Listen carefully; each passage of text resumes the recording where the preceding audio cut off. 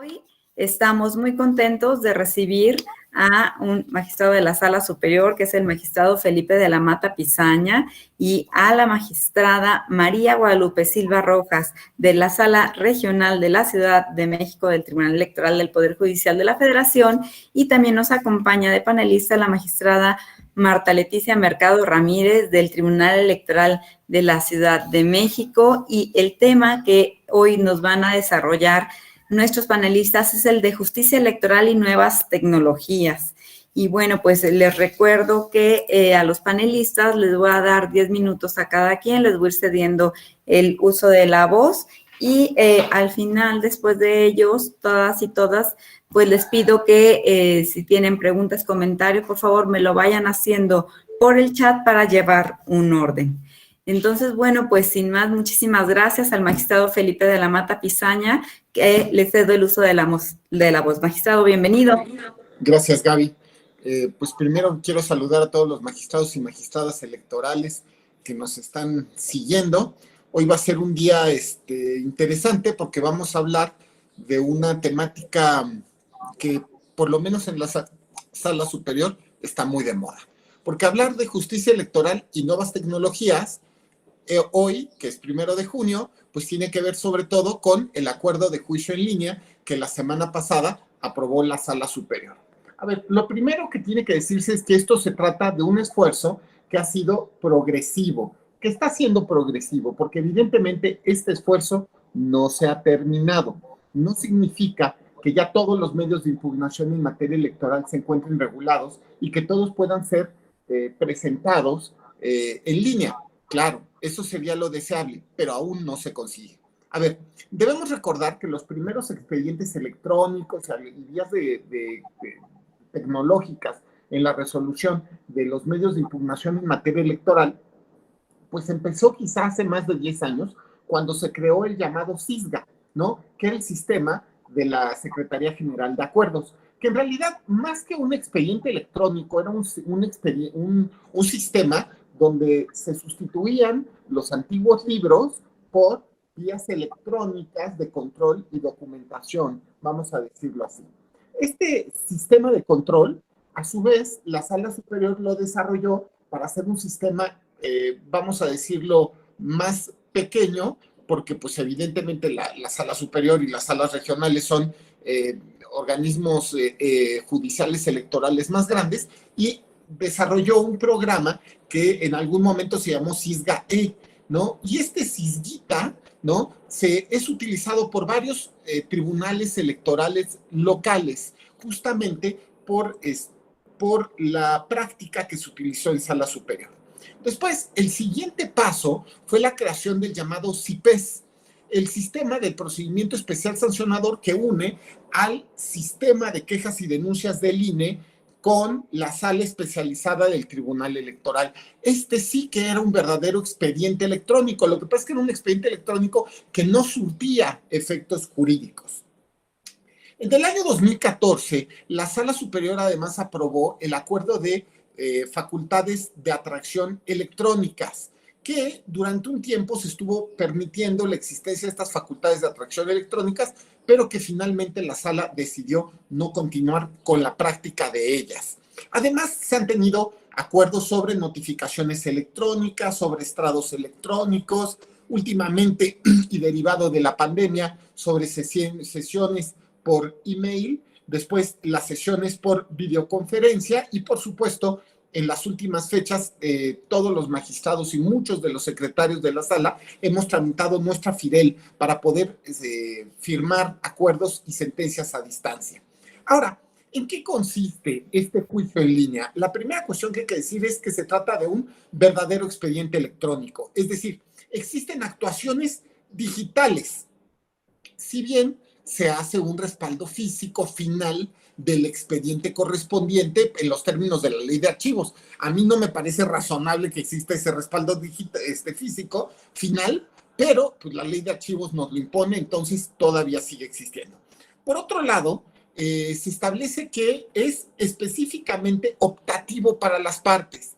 Tenemos el problema de que no se encuentra respaldado esto a través de una legislación específica que regula el juicio en línea en materia electoral.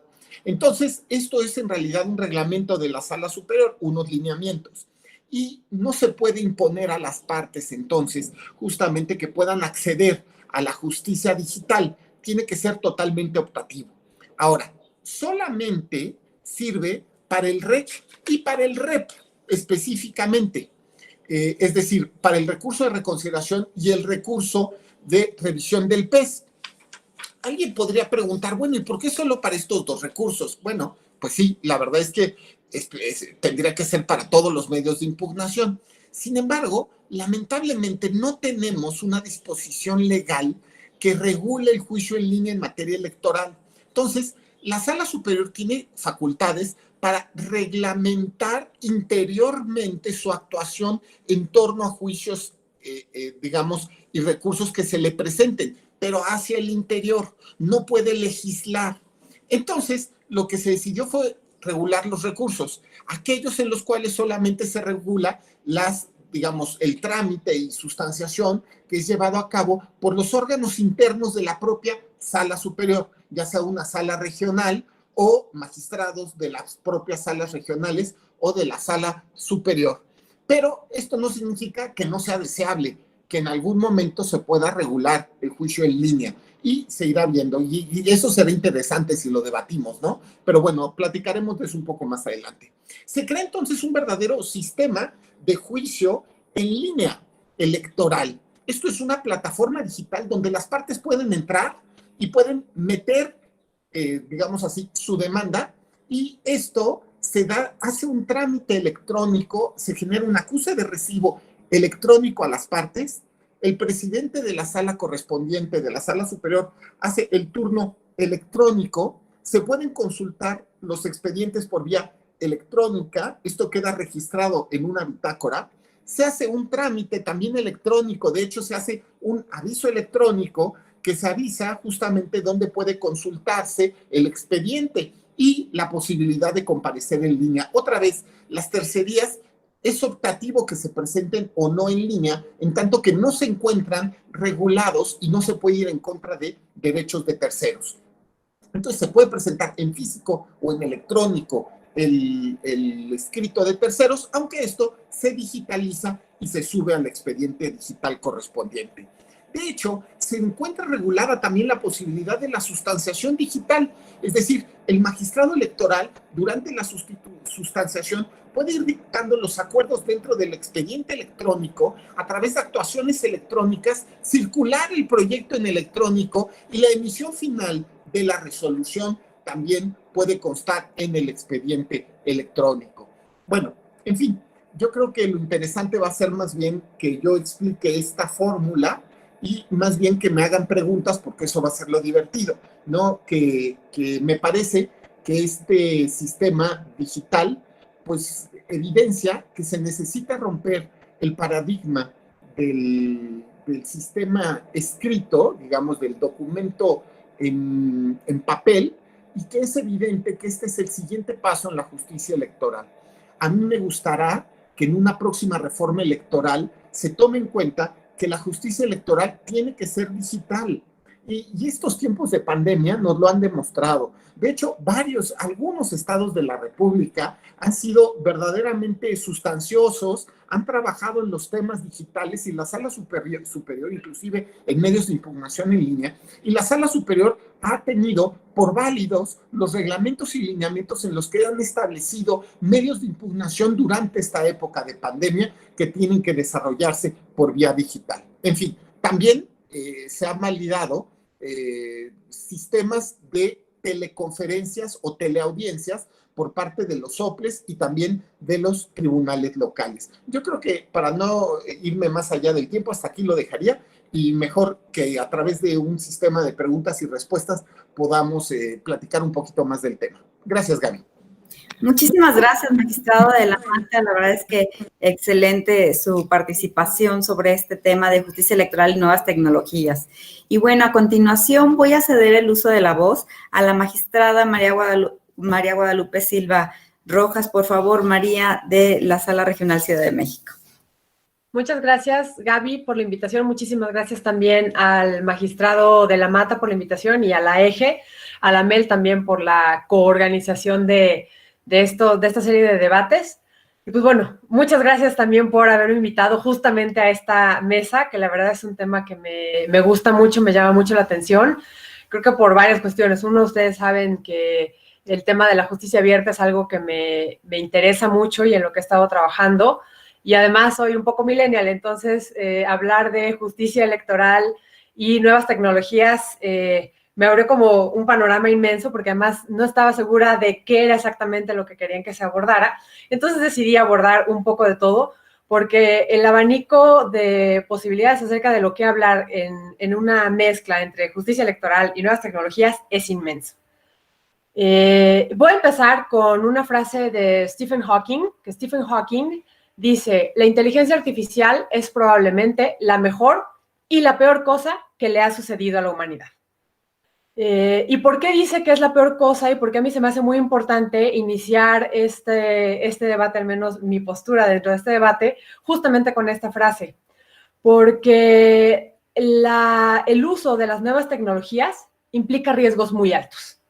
Implica riesgos que hemos estado viendo, por ejemplo, en las videoconferencias en Zoom, los hackeos. Hay muchísimas cuestiones que a veces se nos salen del control de las personas que estamos utilizando la tecnología. En algunas ocasiones porque no sabemos bien cómo utilizarla, pero en otras ocasiones porque son riesgos inherentes al tipo de tecnología que se está utilizando.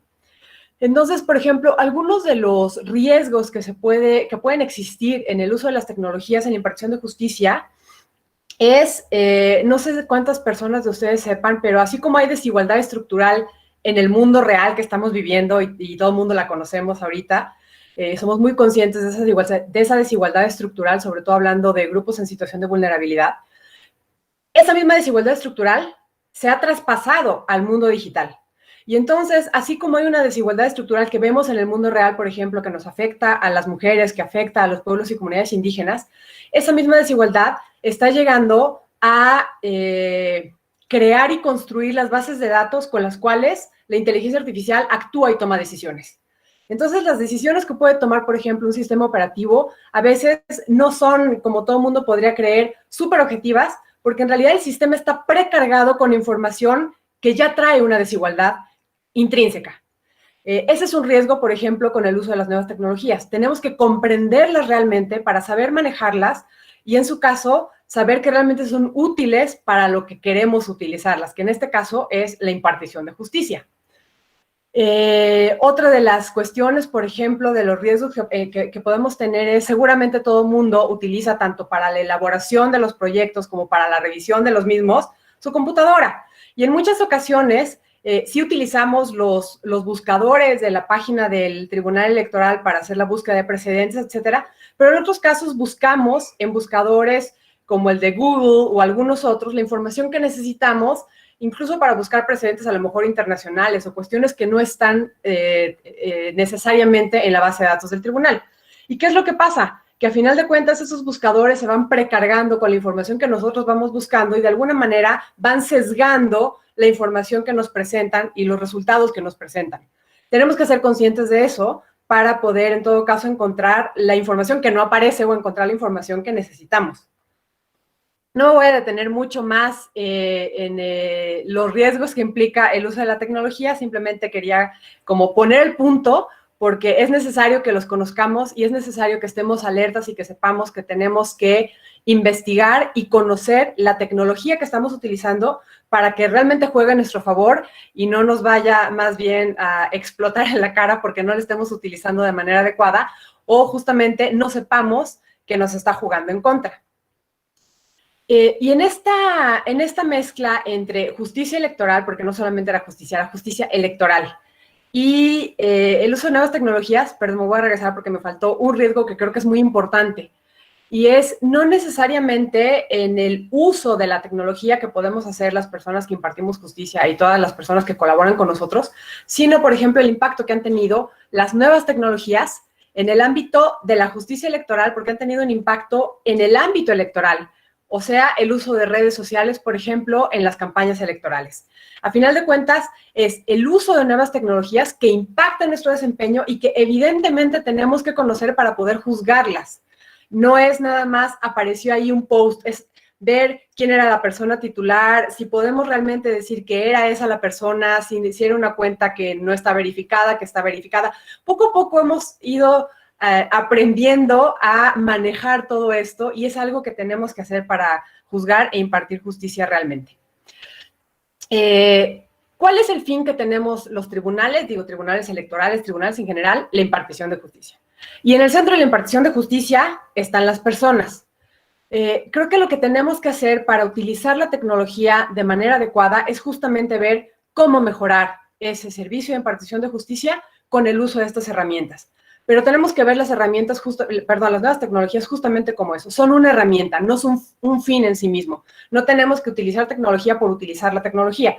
Tenemos primero que hacer, digamos, una especie de auditoría y ver cuáles son las áreas de oportunidad que tenemos en cada uno de nuestros tribunales y, en todo caso, ver cuáles de esos problemas o cuáles de esas posibles mejoras se pueden llegar a satisfacer con el uso de la tecnología. No hacerlo en sentido contrario. Y seguramente vamos a encontrar muchas áreas de oportunidad y muchas cosas que nos pueden ayudar a solventar la tecnología. Hay un autor que escribió el libro Online Courts and Future of Justice que trae una frase impactante en este libro que dice: más gente en el mundo tiene acceso a Internet que acceso a la justicia. Desgraciadamente es el mundo en el que vivimos. Y así como es el mundo, es el México en el que vivimos. En México hay cerca de 2.500 municipios y 16 alcaldías. Solamente hay 7 salas del Tribunal Electoral que están ubicadas en 5 ciudades. Hay 32 tribunales estatales que están ubicados en otros 32 estados, lo cual implica que solamente 27 ciudades de la República Mexicana tienen instalaciones con un tribunal electoral, contra 2.500 municipios que existen en el país. Esto evidencia en parte a lo mejor el por qué tan poca gente tiene acceso a la justicia. Un estudio de la OCDE indica que el sistema judicial formal es marginal en la experiencia de justicia que recibe la sociedad. Según las encuestas de la OCDE, el porcentaje de problemas solucionados en la sociedad a través del sistema de justicia es entre el 5 y el 10%. El resto de los problemas que suceden en nuestras sociedades los dirime la gente de otra manera, no a través del sistema de justicia. Esto implica un área de oportunidad enorme y tenemos que ver de qué manera podemos utilizar las tecnologías para acercar el sistema de justicia a la gente y que ese porcentaje de entre el 5 y el 10% aumente. Y esto implica no solamente atender temas de desigualdad en términos de quién tiene acceso a Internet, sino muchísimas más cuestiones. Creo que esta pandemia nos ha ayudado a romper algunos paradigmas, nos ha enseñado que podemos trabajar desde casa, nos ha enseñado que podemos sesionar desde casa, ha eficientado el trabajo no solo de quienes impartimos justicia, el tiempo de traslado de la gente que a veces iba a audiencias, pues ahorita es 0 porque nadie se mueve de su casa y todo está en un clic con una pantalla, siempre y cuando tengamos acceso a Internet. Entonces, creo que hay muchas cosas que esta pandemia nos está enseñando y que podemos sacarle mucho uso para ver cómo utilizar las nuevas tecnologías para provocar un mayor acceso a la justicia por parte de las personas y eficientar nuestro trabajo. Hay un tema importante aquí y es el recurso, que no solamente afecta a las personas en términos de que tengan acceso a Internet y una computadora, sino que también afecta, y hay que decirlo, a muchas instituciones públicas del país, contados algunos tribunales electorales o algunos soples, que no tienen suficientes recursos públicos como para de repente decir, sí, ahorita voy a hacer todo en línea, voy a subir mis bases de datos. Eso cruza por un tema presupuestal que es necesario atender porque la tecnología tampoco es barata, tampoco es gratis. Entonces, son muchos retos los que tenemos para poder implementar las nuevas tecnologías para garantizar de mejor manera el acceso a la justicia, pero bueno, creo que poco a poco vamos a tener que ir aprendiendo a transitar hacia esto, pero sí es más importante destacarlo, tenemos que hacerlo de manera consciente, tenemos que hacerlo conociendo muy bien las plataformas y las tecnologías que estamos utilizando para que no nos exploten en la cara o, como se dicen coloquialmente, no nos salga el tiro por la culata utilizando estas tecnologías. Muchísimas gracias. Muchísimas gracias, magistrada María Silva. Te agradezco muchísimo la participación, muy interesante lo que nos platicas. Y bueno, pues sin más, para no robarles tiempo, pues ahora voy a ceder el uso de la voz a la magistrada Marta Mercado. Por favor, magistrada, adelante. Gracias, Gaby. Nada más si me confirmas que sí me escucho. Sí, te escuchas perfecto y ya Ok. estamos listos para apoyarte en la presentación que nos hiciste llegar. Vemos si nos da tiempo para usar la Gaby, sería casi al final. Muchas gracias. Bueno, escuchaba atentamente a María el tema de los riesgos, ¿no? Estas redes. De antemano quiero ofrecerles una disculpa porque aparezco como Monkiki, creo, a ver, soy Marta Mercado, pero pues los temas de la adolescencia y que tienes que solventar y compartir ciertos insumos, una disculpa, he tratado y no he podido hacer el cambio, pero bueno, creo que nos conocemos y pues me ubicarán como Monkiki, queda para la anécdota, ya, tan siquiera ya se rió mi maestro. Y pues bueno, desde luego, la verdad es que para mí fue una gran sorpresa, no se los voy a esconder cuando me invitan a esta mesa con puros maestros. No es un secreto que el magistrado de la Mata, pues aparte de que me dispensa con su amistad, es mi maestro. Y es mi maestro de vida y es mi maestro de profesión. Él y yo tenemos ahí, pues, anécdotas compartidas que un día sería divertido platicarlas otra vez, magistrado. Gaby, la verdad es que tú, todo tu equipo, los buenos oficios y la gestión son maravillosos. Hay que decirlo abiertamente y no es un tema nada más de apoyo, es un tema de decir lo que es y dicen que a César lo que es del César. Y pues María, ¿qué te puedo decir? Tú también eres mi maestra. En últimas fechas hemos estado un poquito más cercanas y la verdad es que es un honor y un deleite compartir. Y bueno, la verdad también es que me han dado una tarea impresionantemente complicada, por así decirlo, y haré mi mejor esfuerzo, no intentaré, haré mi mejor esfuerzo, porque no solo me ponen con maestros, que de los que he hecho alguna reseña, me ponen con puras magistraturas. Y eso pues no es fácil, ¿no? Dicen que para poder ser líder hay que sentirse líder también, y me queda claro que en este chat pues estamos puros líderes. Entonces trataré de hacer de manera muy humilde una presentación con una ponencia, desde luego a título personal, de impresiones y ejercicios que yo pues he venido realizando y escuchando, porque no es un secreto que estamos en auge con los foros en esta expectativa bajo la pandemia, pero sobre todo me parece que una parte de la complejidad no solo es aprender a usar la tecnología, sino aprender a distribuir el tiempo de manera correcta. No en balde, escucho en conversaciones y leo en chats, trabajamos más que antes. Y bueno, la justicia digital, unas nuevas tecnologías, pues me parece que nos van a hacer trabajar en otra expectativa. Y hay que ser honestos, nosotros podremos en algún sentido, a excepción de María, que es medio millennials, pues partir de una cuestión, pues me atrevería a decir yo, de edad, ¿no? Que nos implica ponernos a estudiar o entender algunas lógicas particulares. Bajo ese supuesto, a mí me gustaría platicarles que después de estudiar y ver realmente qué sería idóneo para venir a platicar o venir a generar una posición, me parecería importante empezar con un tema muy concreto, que es qué buscan los sistemas de justicia a nivel mundial. No es solamente la justicia electoral, como bien ya lo referían, es un tema donde nos estamos reinventando, nos tenemos que reinventar, llegó el tiempo. Y transitar de una justicia clásica, tradicional, de papel, a una justicia digital, implica, desde luego, ya lo decía Maestro de la Mata, pues abandonar procedimientos viejos, ¿no? Tal vez tradicionalistas totalmente, que se redefinían como una forma de impartir justicia, de la que, o seamos honestos, todos hemos sido parte en algún sentido. Habemos quienes empezamos pasanteando la famosa expresión y revisábamos gacetas, etcétera, y la verdad es que esto ya ha cambiado y está cambiando de manera muy particular. ¿Cuál es el objetivo? Lo decía María, hacerla segura, que la justicia en términos generales sea segura, sea eficiente, desde luego sea menos costosa y no dejemos de lado por ningún motivo la transparencia y la confiabilidad de quienes la demandan. Hacía yo una búsqueda de documentos interesantes, encontré muchos, pero me llamó la atención un estudio que se llama, voy a permitirle el título, Hacia una justicia digital. Es una medición y un diagnóstico, es de 2019, es muy reciente, por eso me atrevo a traer la colación, y es un diagnóstico de sistemas tecnológicos en poderes judiciales locales, repito. 2019. Me parece que está bien avalada y por eso podemos platicar de ella, porque la hicieron la Comisión Nacional de Tribunales Superiores de Justicia de los Estados Unidos Mexicanos, Microsoft lo avala, y la Comisión Nacional de Mejora Regulatoria, la CONAMER. ¿Qué dicen ellos? Es un estudio de más de 100 hojas, muy completo, insisto, es de tribunales locales, Poder Judicial local, y dicen que los tribunales tenemos que estar en constante medición y diagnóstico. A mí me parece que eso es totalmente certero, y si vamos a transitar a un tema de justicia digital, tendríamos que estar auditándonos o buscar quien nos audite para que el mecanismo que implementemos con las particularidades que conlleve cada entidad, pues esté auditado, pero sobre todo esté medido y esté diagnosticado. Platicar el magistrado de la Mata, a mí me llama mucho la atención eso, y también lo que refería María, respecto al tema de inteligencia artificial. Ellos, en este informe, una de las cosas que rescatan, y me pareció muy inteligente, insisto, como son poderes judiciales locales, hay otras materias, penal, mercantil, civil, familiar, etcétera, pero decían, por ejemplo, tomaban el ejemplo, en el tema de mercantil, que puedan estar demandando de diferentes nacionalidades, diferentes idiomas, y se puede estar escuchando vía remota una traducción o estar empleando una traducción.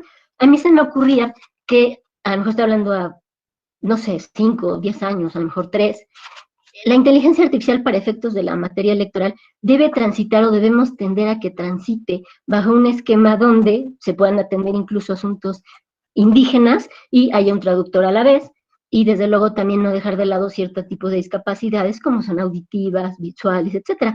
Ellos aventuraban incluso a decir que es importante tener la posibilidad, aprovechando la inteligencia artificial, de transformar un video en audio o un texto en audio, cosa que me parece ya se puede hacer. Yo me sorprendía con la tableta, el otro día no sé qué le piqué y de repente empieza a leerme toda una sentencia.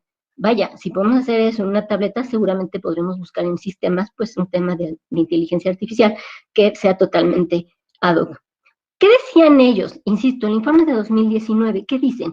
Que hay un avance de la tecnología de los tribunales locales de un 54%, es decir, todavía les falta, van, me parece, tal vez lento, pero seguro. Y que, si bien es cierto, esta incorporación en los 32 tribunales está avanzando, se debe reconocer que todavía hay muchas barreras económicas, sociales y políticas para implementarlas. ¿Qué no podemos perder de vista en la implementación de nuevas tecnologías para efectos de la materia, sobre todo de la materia electoral? Que no se pierda de vista el acceso a la justicia, la economía, es decir, reducir costos, la transparencia y la seguridad.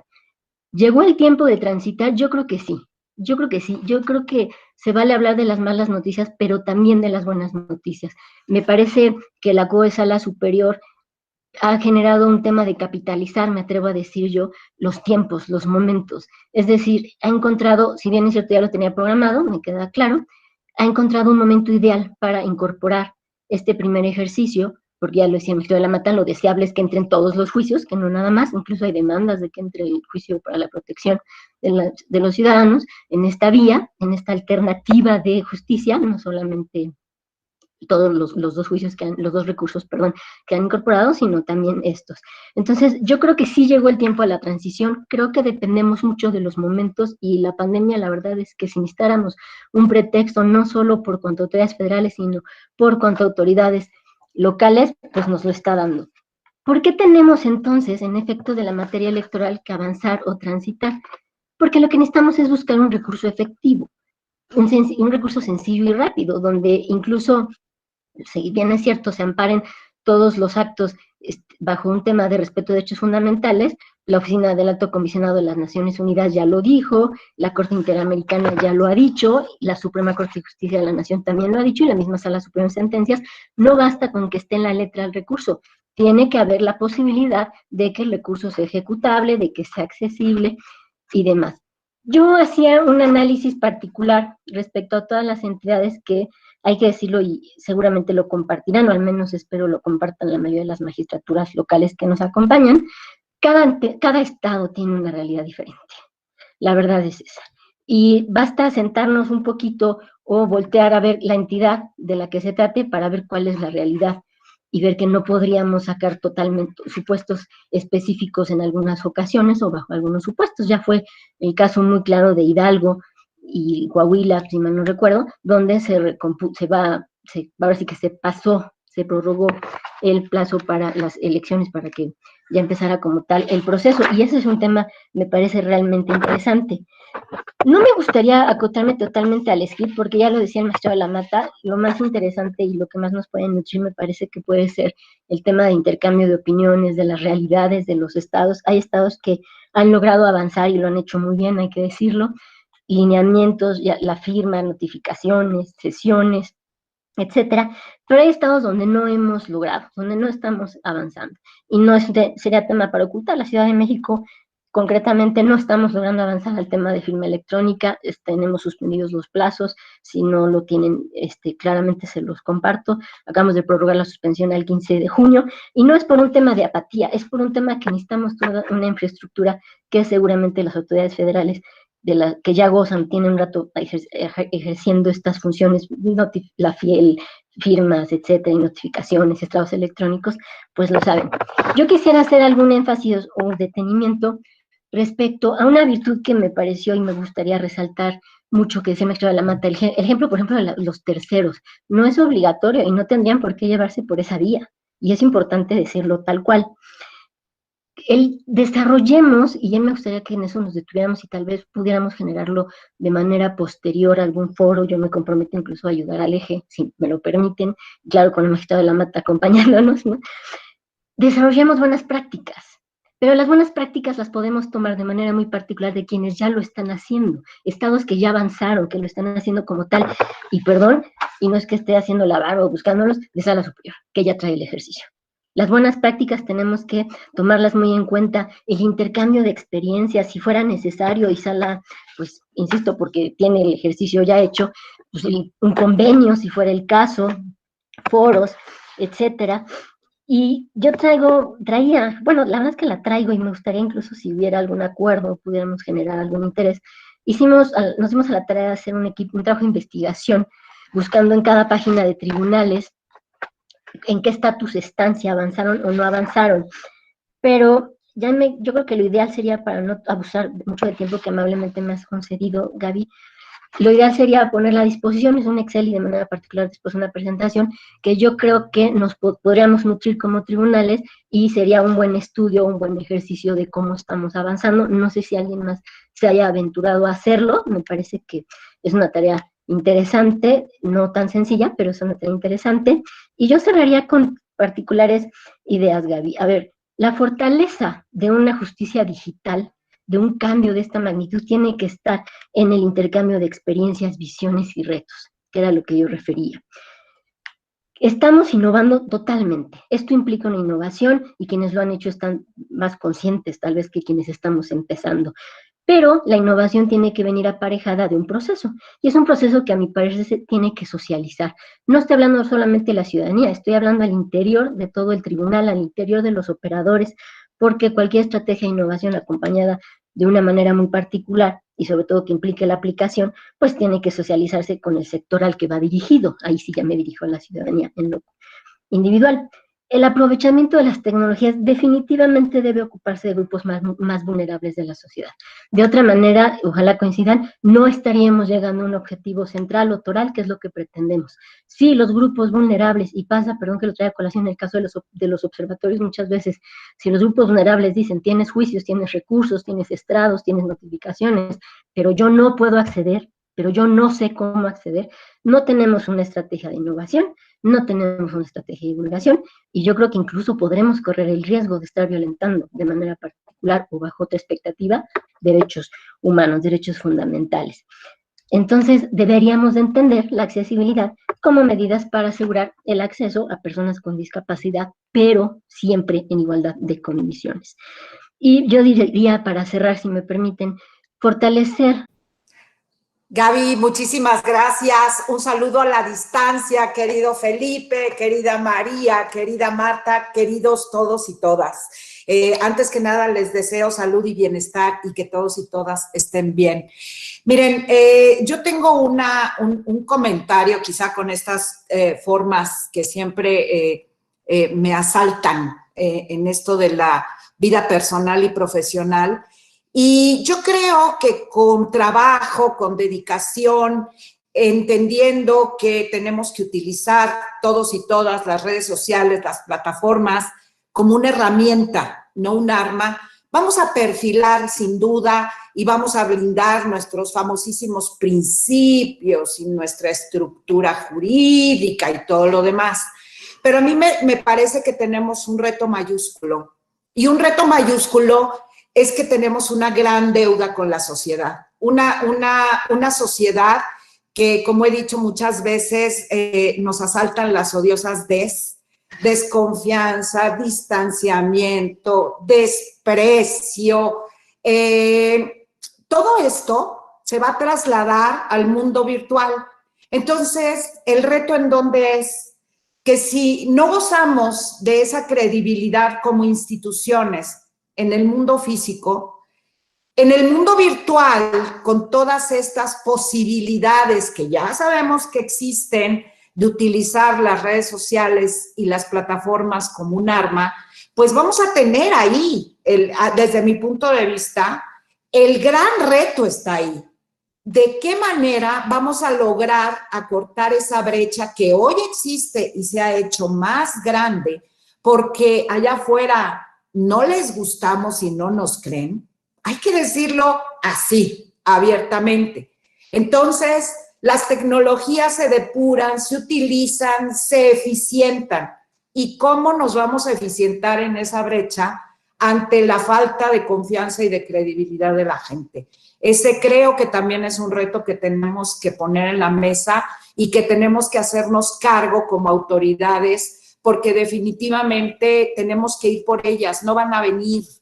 La justicia abierta creo que necesita acercarse, la cercanía, seducirles, hacerles creer de nuevo en las instituciones porque no creen en las instituciones. Entonces, muchas gracias, les vuelvo a abrazar y comparto con ustedes esta reflexión que asalta mis días y mis tardes a veces de cómo hacer para acercar a la gente.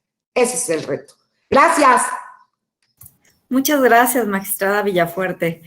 Bueno, pues entonces ahora voy a ceder el uso de la voz a nuestros panelistas para que se abra ya en forma el debate en contestación a las intervenciones. En primer lugar, le cedo el uso de la voz al magistrado Felipe de la Mata.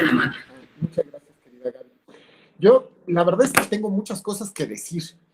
Ahorita que escuchaba a María, por ejemplo, me surgía la duda en torno a la inteligencia artificial y si esta va en algún momento a poder sustituir a los jueces. Porque la verdad es que ahorita que hablamos de las plataformas, pues pareciera que estamos hablando probablemente, pues apenas de los primeros pininos de la justicia electoral electrónica.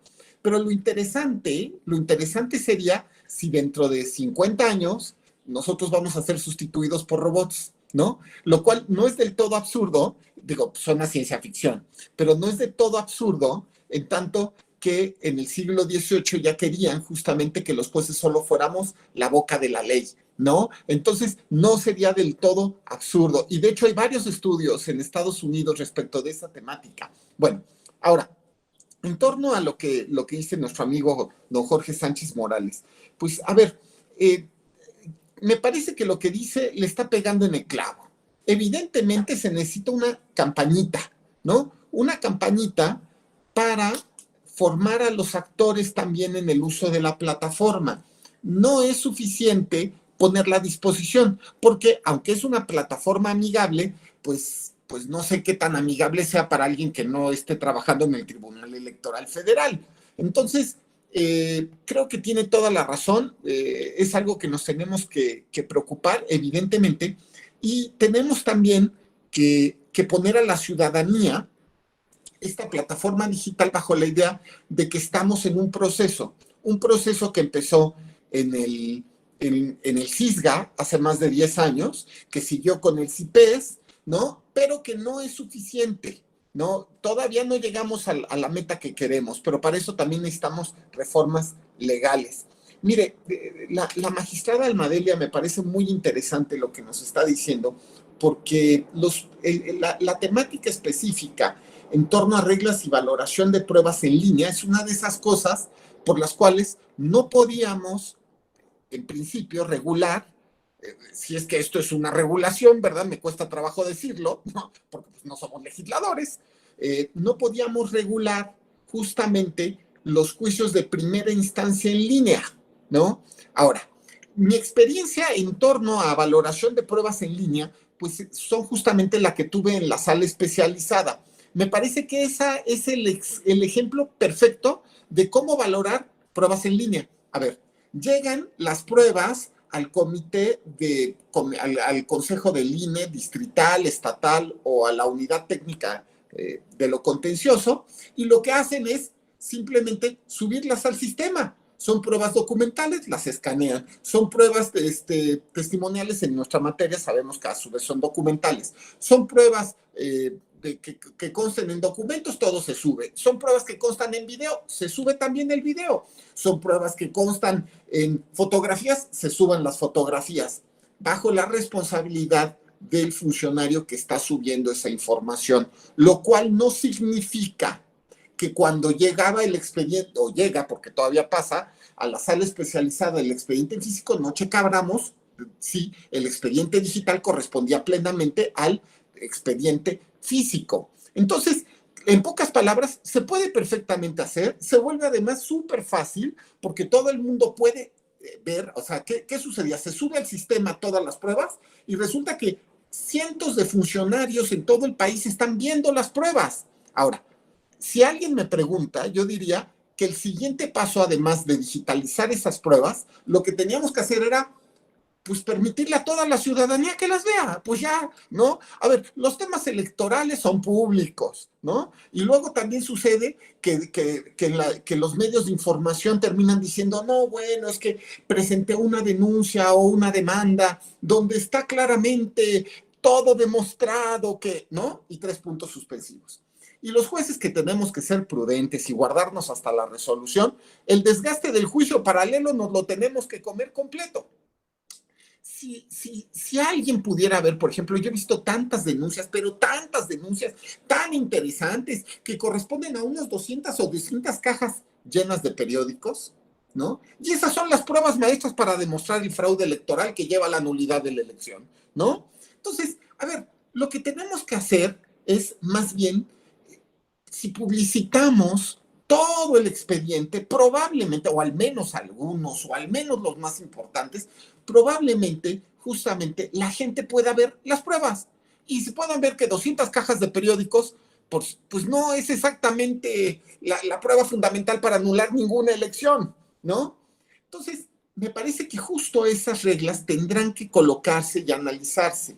Y justamente esto implicará cargas para los que reciban estos juicios en primera instancia, en juicios en los tribunales locales, en las OPLES, ¿no? Porque tendrán que justamente, pues, escanear la temática correspondiente. Y en esto viene muy a cuento lo que dice el magistrado Ramírez Salcedo, porque la verdad es que lo que él nos dice o nos sugiere es, al hablar de una estandarización de las plataformas entre tribunales, es lo que yo sostengo que tiene que crearse, un sistema nacional de justicia electoral que conecte a todos los tribunales locales y al federal, a todas las regionales, y que podamos ver los expedientes locales, los regionales, los federales entre nosotros, y que claramente podamos saber estadísticas, turnos, y que la ciudadanía pueda presentar todos los recursos, todos los medios de impugnación a través de plataformas digitales. Una sola plataforma digital para la justicia electoral.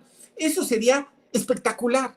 Y si se da cuenta la magistrada Villafuerte, pues estamos cerrando el círculo donde lo que estamos diciendo son acciones concretas que llevan hacia dotar de mayor confianza a la gente. A ver, las tecnologías, como bien dice María, no son un fin en sí mismo, pero dar a la gente los elementos necesarios para que tengan un criterio en torno a la justicia y en torno a la justicia electoral en particular, me parece que eso sí que puede ser un criterio. Y estas tecnologías pueden dar, digamos, pueden solventar eso, pueden hacer una justicia más amigable, más ciudadana, donde todas las personas se sientan, pues, justo parte de esta justicia, ¿no? Me parece, imagínense una aplicación, yo lo vi funcionar esto en India, o sea, esto no es algo mágico. En India, que es una elección de 950 millones de ciudadanos que votan, si tú tienes una queja en torno a que estás adentro o fuera del padrón electoral, o tienes una queja parecida a un procedimiento especial sancionador, todos los ciudadanos pueden bajar de su celular una aplicación y en ese momento presentan la denuncia y sacan las fotografías, y antes de 24 horas normalmente tienen la respuesta de la autoridad electoral en torno a si los meten o no al padrón correspondiente, y en su caso en torno a la resolución de los PES. Entonces, querida Gaby, por ejemplo, nosotros nos sentimos muy orgullosos de nuestra sala especializada, pues porque resuelve en menos de 24 horas, pero en India ya se está haciendo y se hace desde el celular, ¿no? Me parece que eso es evidentemente el futuro. Yo hasta aquí lo dejaría. Muchas gracias, magistrado. Excelente. Antes de ceder el uso de la voz a la magistrada María Luisa Oviedo me pide que haga la siguiente consulta. Dice si existe la posibilidad de que el Tribunal Electoral pueda apoyar a los tribunales electorales locales para contar con la firma electrónica para instrumentar los juicios en línea, partiendo del hecho de que los tribunales locales tienen un presupuesto que no les permite acceder a esa tecnología. Yo, a ver, a bote pronto, me parece que no habría problema. A lo mejor hay que celebrar un convenio de colaboración, pero no es una locura, y al contrario, qué padre que pudiéramos seguir haciendo cosas entre todos nosotros de forma conjunta. De verdad, lo padre de esta materia es que lo que está pasando es que, digamos así, lo que no está unido por la legislación y la Constitución, porque la justicia electoral local y la federal pareciera que en términos constitucionales viven de espaldas, solamente en términos de revisión, vamos a decirlo, pues la verdad es que lo hemos hecho, nos hemos ido uniendo entre nosotros y trabajando juntos. Y esto, claro, que podría funcionar, ¿no? Gracias, magistrado. Bueno, me pide el uso de la voz la magistrada Alejandra Chávez. Bueno, si gustas, Ale, antes de seguir con los panelistas, por si tienen algo que decir de lo que preguntas, adelante.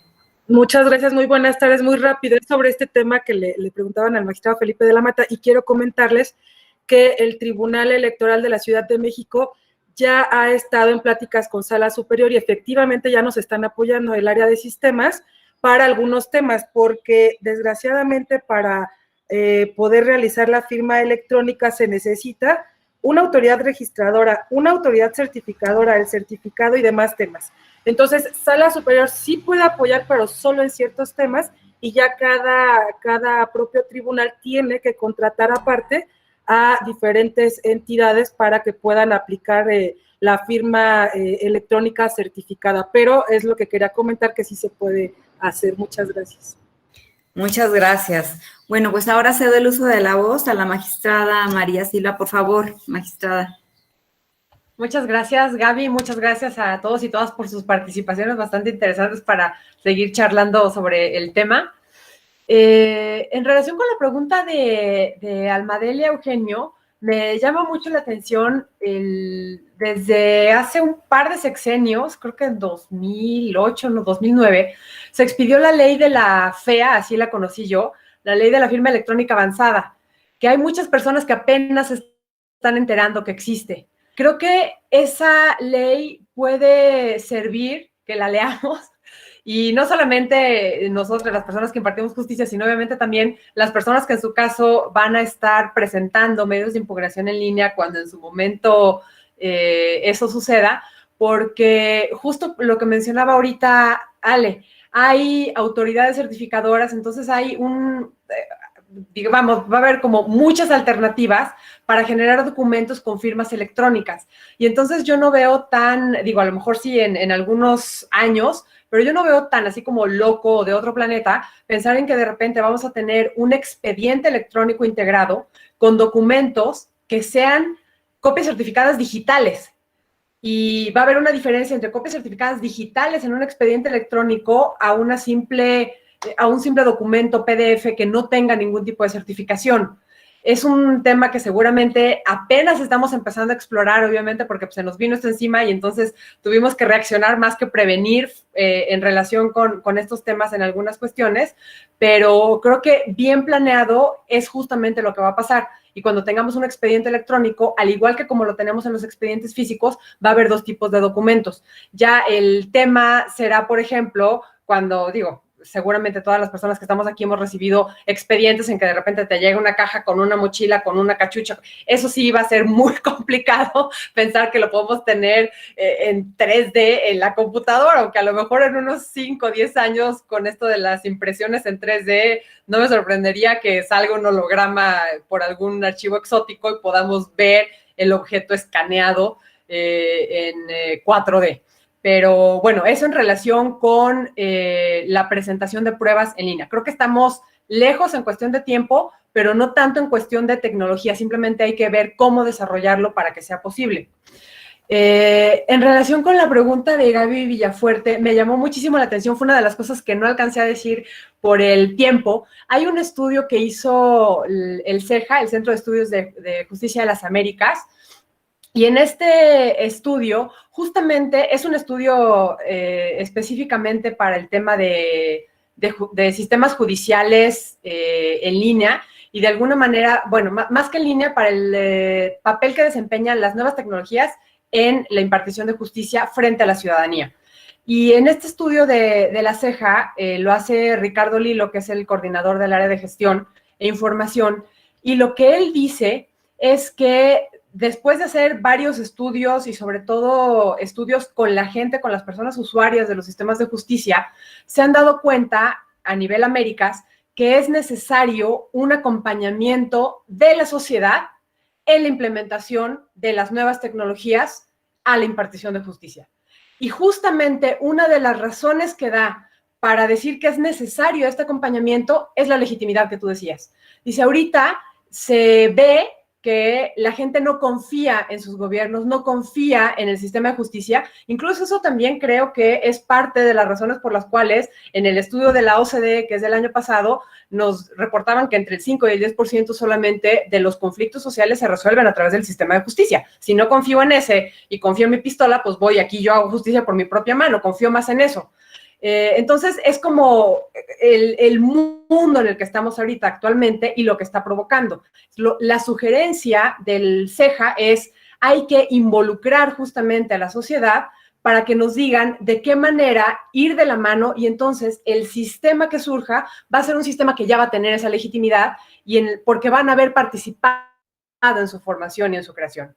Entonces me hizo muy relevante, muchas gracias por la pregunta porque me diste oportunidad de mencionar esto. Y en ese mismo estudio del CEJA, si quieren después les paso el link porque es un compilado de varios temas, ahí lo subo en mi cuenta en Twitter al rato, también mencionaban algo relacionado con lo que decía Marta Mercado, que Marta en su intervención hablaba de la importancia de hacer como un pool de buenas prácticas. Y justamente también eso lo refieren. Dicen, hay ya varias prácticas en la región en términos de la implementación de las nuevas tecnologías a la impartición de justicia y es necesario atender a esas buenas prácticas porque la verdad es que esto, y lo sabemos todo el mundo, se avanza a prueba y error, prueba y error, prueba y error. Y entonces, si alguien ya pasó por ese proceso para llegar a una buena práctica, vale la pena ver cuál es esa buena práctica e incluso que nos digan cuáles fueron sus pruebas y errores, porque a lo mejor su buena práctica no se acopla tal cual a lo que nosotras necesitamos implementar.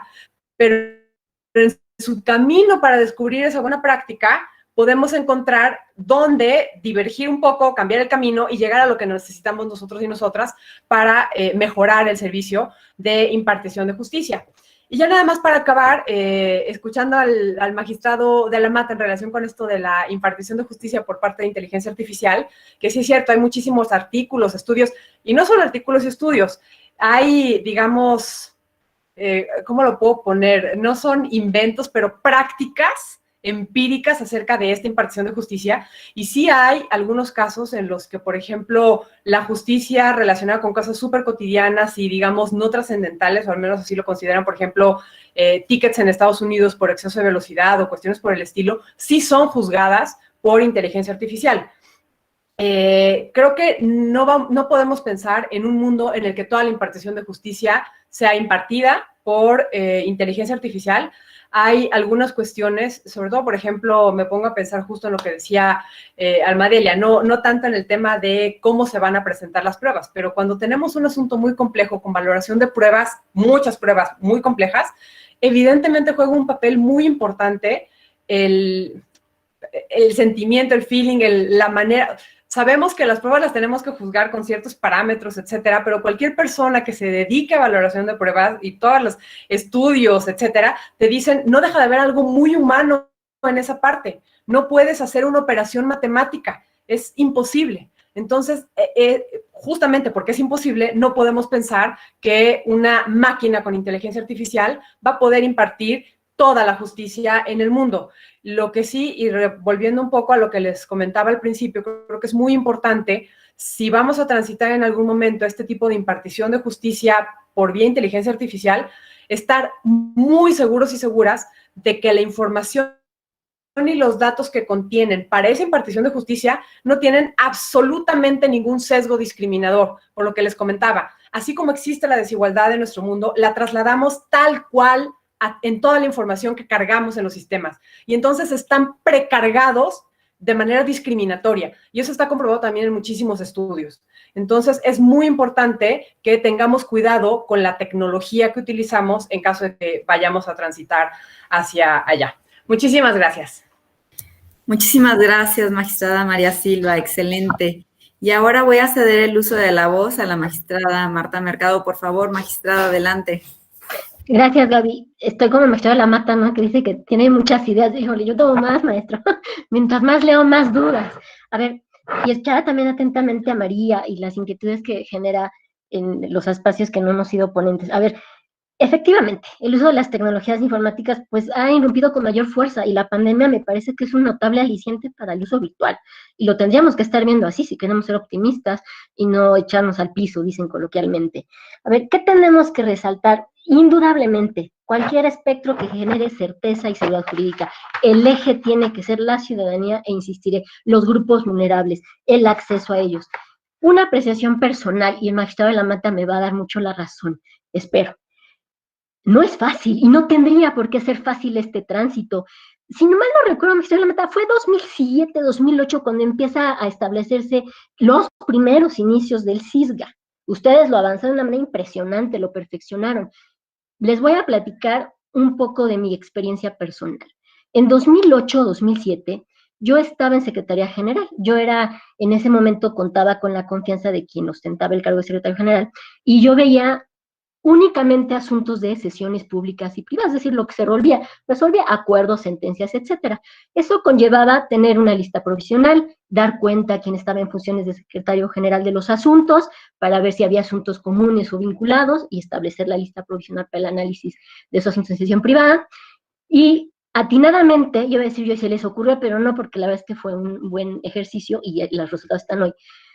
Se les genera la inquietud de establecer un CISGA, de establecer los primeros inicios del CISGA. He de confesarme, yo trabajaba controles en Word, en Excel, me van a decir, oye, no te ves tan vieja, así los trabajaba, y aparte trabajaba el CISGA, o llenaba el CISGA, porque estaba en una etapa, en esos primeros inicios, de prueba, es decir, había que llenar el CISGA porque si no lo ejercitas, si no lo llevas a cabo, si no lo operas, no sabes si funciona o no, dónde están las mejoras pendientes, pero también tenía que tener yo la seguridad de los documentos, entonces tenía que trabajar doble en el sistema y, insisto, de manera, ahora sí que a manita. ¿Qué pasaba? Se los digo, parte del arranque de un sistema es que borra información, es que tú tecleas mal y se desaparece la información. ¿Qué quiero decirles? No vengo a terapia, no vengo a sacar mi frustración o mis momentos de angustia, que no tendría por qué ser fácil, pero no es imposible, porque Sala Superior ya hizo el ejercicio desde hace muchos años y lo que necesitamos son sistemas que fortalezcan. Ahora, ¿queremos hablar de juicio en línea? Yo les diría, porque desconozco si todos los tribunales tienen un CISGA o sea, han buscado a Sala para compartir el CISGA y tener buenas prácticas, sobre todo, pues como ya dijo el maestro de la Mata, no sé, ellos nunca se han negado a convenios si fueran necesarios. No podemos establecer algo para afuera si no tenemos ni siquiera orden adentro. El CISGA es un sistema que permite avanzar estructuras internas y después tendríamos que estar llegando a las estructuras por fuera, a las estructuras externas. Es decir, queremos justicia en línea, queremos justicia digital, perdón que lo diga tal cual, tenemos que saber qué es lo que estamos buscando y qué es lo que queremos y cómo llegar a la gente.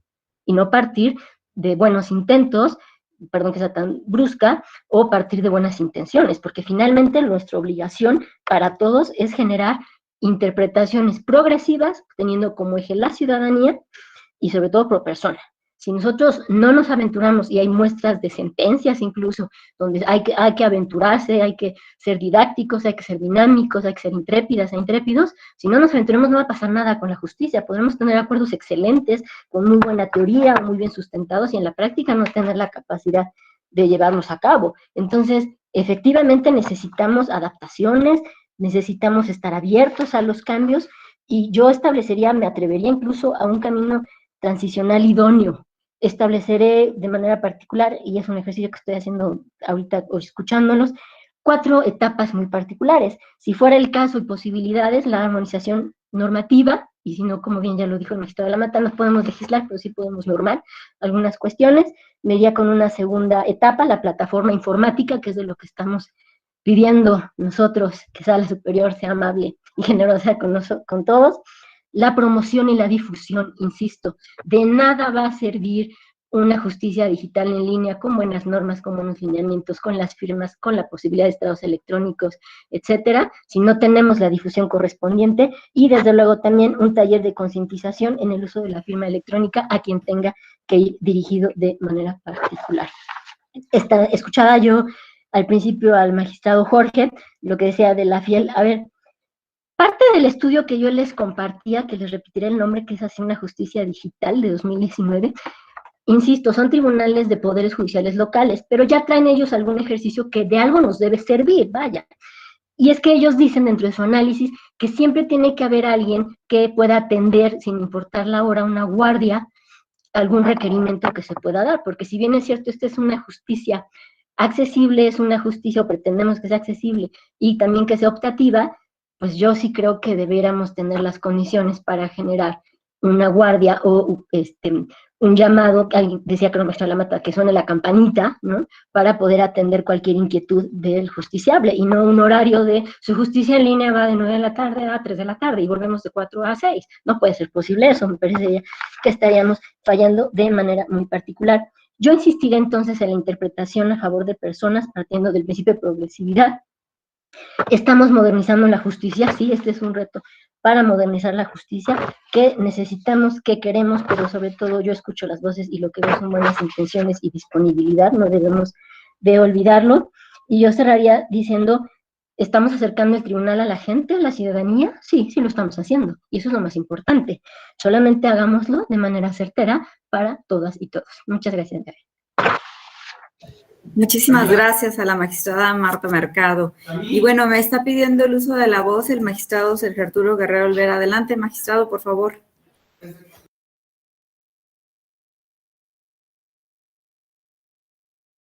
Muchas gracias, mi querida Gaby. Saludos a mi amigo y magistrado de Sala Superior Felipe de la Mata, a María, a Marta, que también es gran amiga y compañera.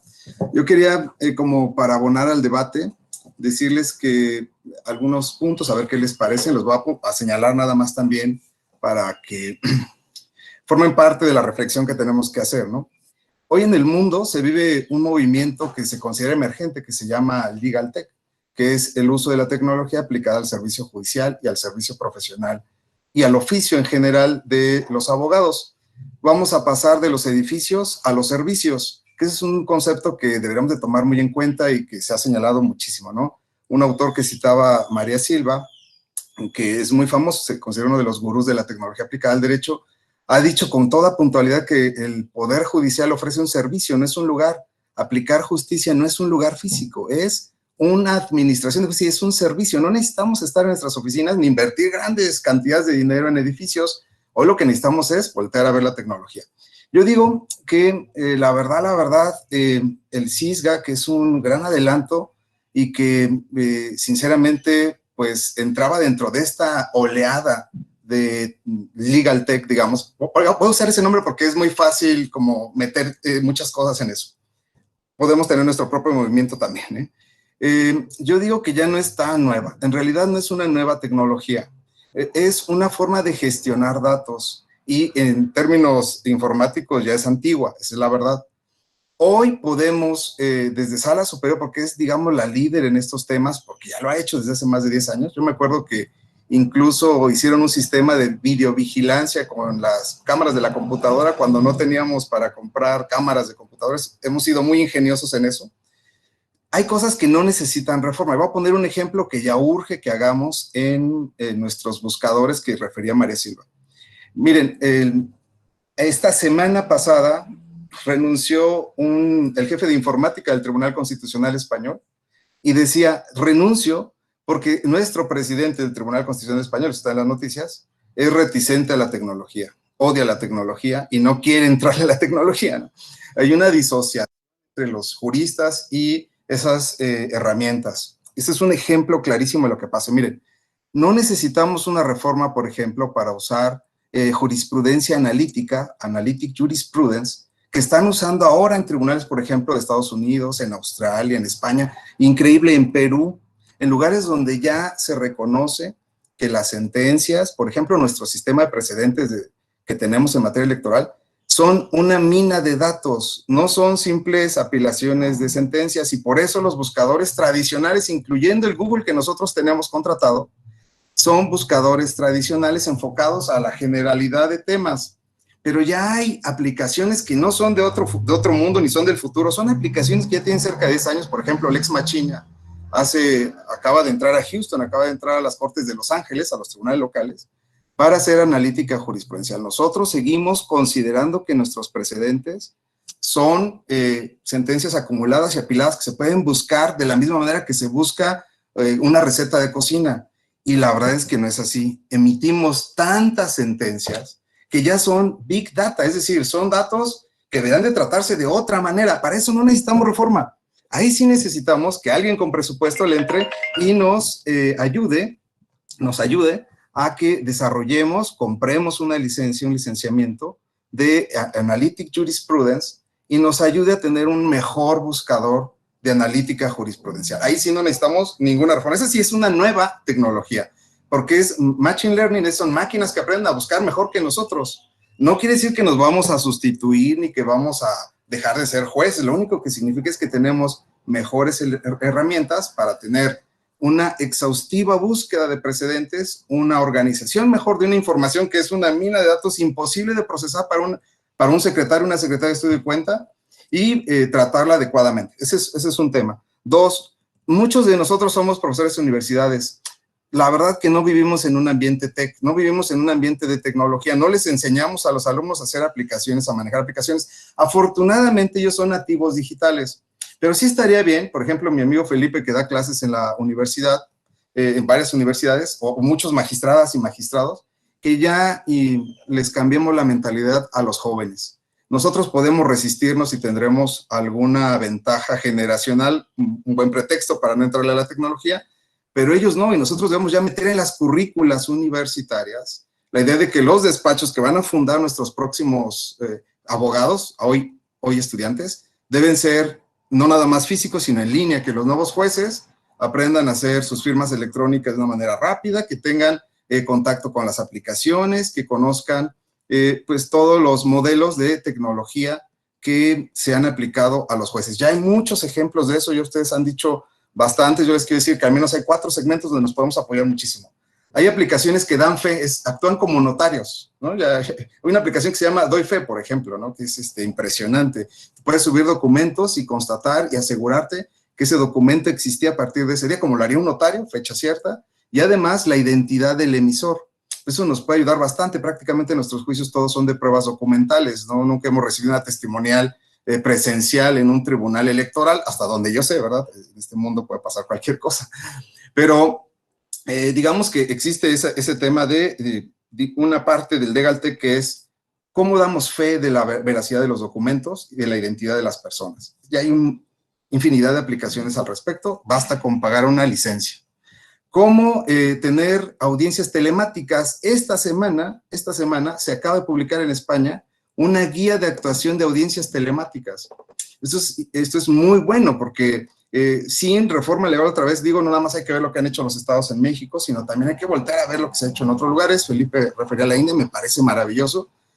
Y bueno, hay otros ejemplos que Felipe pues lo puso muy claro. Nuestro juicio de credencial de lector es increíble que siga haciéndose con un formato de papel y que se resuelva incluso 15 días después. Somos muy rápidos a las salas, pero esto es desastroso en términos de legitimación para los tribunales, la credibilidad, la rapidez, la certidumbre, cuando lo podríamos hacer con una aplicación sencilla, rápida, como la que refirió Felipe, sin de verdad desgastar a las personas, claro, siempre dejando la opción del papel, porque no todos tienen acceso a Internet.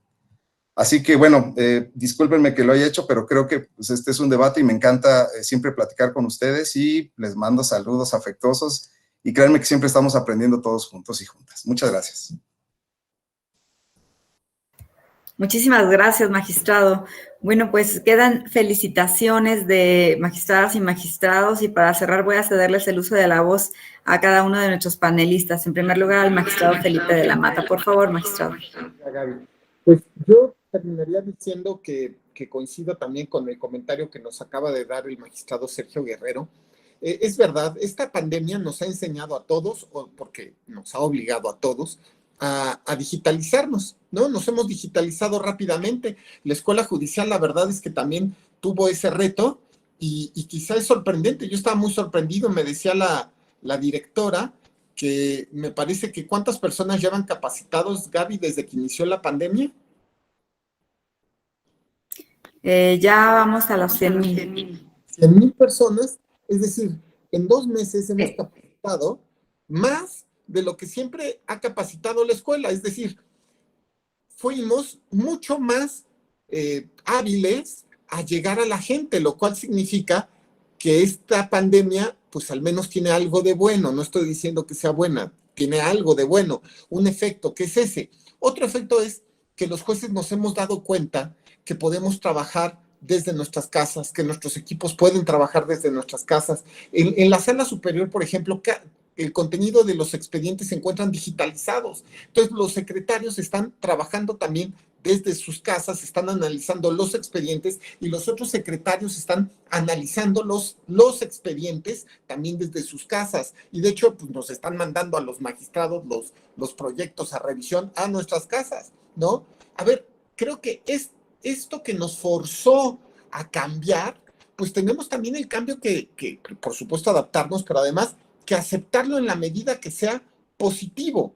Yo me quedo con muchos datos, me quedo con el tema que nos dice Sergio, el tema de los buscadores, me quedo con el tema también yo diría que en no mucho tiempo vamos a empezar a ver cómo se hacen algoritmos para resolución de sentencias, ¿no? Y me parece que debemos quedarnos claro que esto implicaría normar al INE y eso ya está fuera de los alcances de la sala, pero en su caso, ¿cómo de la manera más rápida podemos crear un JDC para credencial para votar?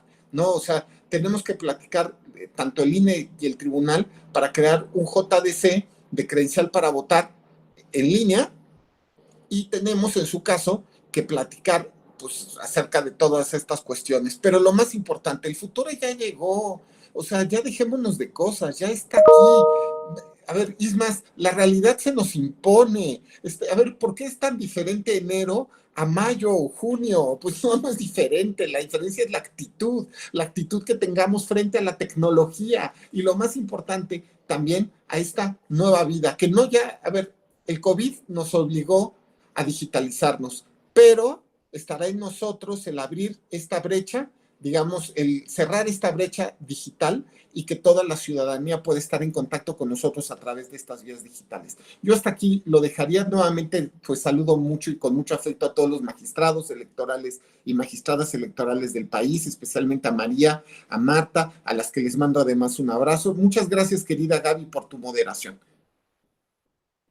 Muchas gracias, magistrado de la Mata. Bueno, ahora cedo el uso de la voz para el cierre a la magistrada María Silva. Muchas gracias. Pues bueno, voy a ser breve porque ya casi llega la hora de la comida. Pues bueno, agradecerle muchísimo a todas las personas que participaron. Muchas gracias por sus participaciones. Extraordinaria esta última, Sergio. La verdad es que sí, son muchísimas las cuestiones y justo lo decía, fue parte del reto. Cuando tuve que preparar esto fue así como de, ¿qué de todo?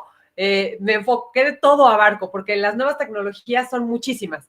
Entonces, nada más voy a regresar a lo que les comentaba al principio. Tenemos que investigarlas y conocerlas justamente para poder aplicarlas e incluso para poder mejorar nuestro trabajo, porque hay un sinfín de programas, aplicaciones, software que nos pueden hacer la vida muchísimo más fácil. Como soy millennial, también me importa mucho el medio ambiente. Entonces, por ejemplo, yo desde que llegué a la sala regional, digamos como que empecé con este trabajo de la digitalización de todo. A mí no me pasan un solo proyecto en papel. O sea, son muchísimas las cosas que podemos hacer para hacer un ganar-ganar y mejorar en términos de eficiencia, en términos de mejorar el medio ambiente, en términos incluso de mejora del propio ambiente de trabajo a través de las nuevas tecnologías de la información. Simplemente tenemos que perderles miedo, saber cómo utilizarlas y exprimirlas al máximo. Pero esto, y retomo algo de lo que decía el magistrado de la Mata en su última intervención, requiere, creo, sobre todo, una cosa fundamental de todas las personas involucradas: voluntad. Si no tenemos voluntad para aplicar esas nuevas tecnologías, para investigar y ver de qué manera podemos mejorar en la impartición de justicia, por más que tengamos la mesa puesta y las mejores tecnologías a nuestro alcance, no lo vamos a conseguir. Muchísimas gracias por participar. Muchísimas gracias a ti, María, por estar con nosotros. Y bueno, ahora a la magistrada Marta Mercado le cedo el uso de la voz para el cierre. Muchas gracias, Gaby. Pues voy a ser honesta, me gustó mucho esta mesa. Las demás han sido muy buenas, pero creo que esta ha tenido algún plus y me he sentido muy cómoda y muy cálida, acompañada de todas y de todos, y eso yo creo que es lo primero que tenemos que generar: empatía. Decía María también de manera muy puntual, tenemos que tener la disposición, la capacidad de adaptar y también la empatía, porque las realidades son diferentes en los estados y en los colegiados y en lo que estamos viviendo. Yo cerraría muy rápido, Gaby. A ver, en México, 80.6 millones de usuarios tienen internet. Esto representa 70.1 de la población. 56.4 de la población tiene computadora. Entonces, llegó el tiempo de cambiar de una justicia tradicional y dar paso a una transición del uso de plataformas digitales en la impartición de justicia. Sí llegó. Solamente creo que tendríamos que estar también abiertos. Con eso cerraría mi participación y creo que tal vez completaría un poco lo que refería María y lo hago de manera respetuosa. Los tribunales tenemos que estar en disposición de constante medición, diagnóstico y medición, porque solo de esa manera vamos a saber si lo que estamos haciendo, si el ejercicio que pretendemos está colmándose de manera correcta. Muchas gracias, Gaby. Buena tarde y provecho a todas y a todos. Muchísimas gracias, magistrada Marta Mercado. Bueno, pues les agradecemos mucho a nuestros panelistas. La verdad es que ha sido una excelente sesión de debate. Y agradecemos a la magistrada Norma Angélica Contreras, a la MEL, por hacer posible este tipo de actividades que, pues bueno, si nos lo permiten, vamos a seguir trabajándolas. Y bueno, pues entonces ahora no me queda más que despedir y pues pedirles que nos demos y les demos a todos un fuerte aplauso. Muchas gracias.